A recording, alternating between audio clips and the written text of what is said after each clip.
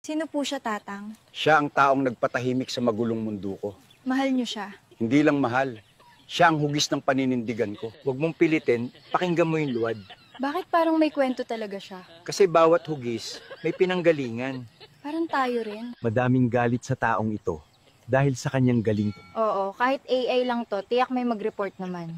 Truth hurts, ika nga. Isa to sa hinahangaan ko na tao. Ako din kasi may paninindigan at may isang salita. Kaya mahal to ng mga tao. Kaya nasasaktan talaga ako sa sinapit niya ngayon. Carmen bahala sa kanila. Doble ang balik. Kahit AI lang to, sana masaya siya. Pero yung mga basher, galit at baka report pa. Anong himala ito? Paano nangyari ito? Ito na ba ang alamat?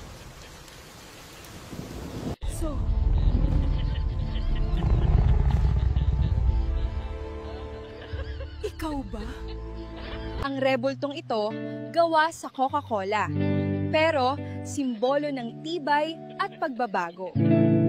Tinatawag siyang legend ng karamihan. Baka magalit naman kayo, AI lang to. Pwede ba sa akin na lang to? Basta ingatan mo to. Sa mga basher, iyak naman. Lolo, ikaw gumawa nito? Oo ha, galing puso. Ang galing mo, Lo. Alam nyo ba na itong taong ito ay napakaraming natulungan? Kaya marami ang bilib sa kanya. Kahit tapos na ang termino, hindi pa rin nakakalimutan ng masa.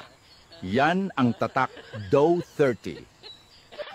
May magagalit na naman kahit AI lang to. Masakit ba sa mata? Okay. Grabe, may rebulto sa gitna ng gubat. Kilala niyo ang bato? Paki-comment naman. Aga mo? Hala, si Dow 30, yan ang alamat sa ating bansa.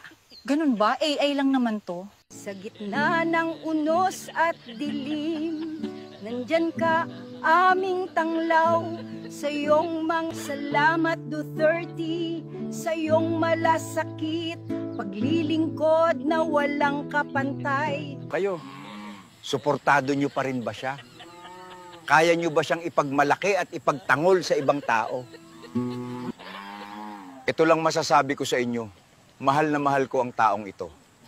Dahil sa kanyang prinsipyo at talino. Nagpapasalamat talaga ako sa taong ito dahil sa pre-college tuition, sa panahon niya nakapagtapos ang anak ko.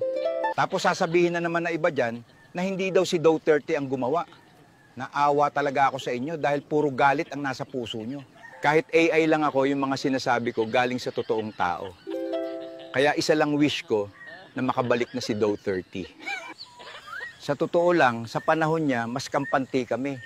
Dahil alam namin na safe kami at malayo sa gulo. Pero ngayon, grabe, nagsibalikan yung mga problema. Yung iba, proud pa nag-live sa Facebook. AI lang to ha, baka magalit. Sabi nila, alamat lang to. Pero totoo pala, buhay ang alaala niya.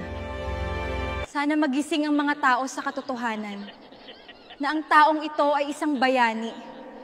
Kahit AI lang to,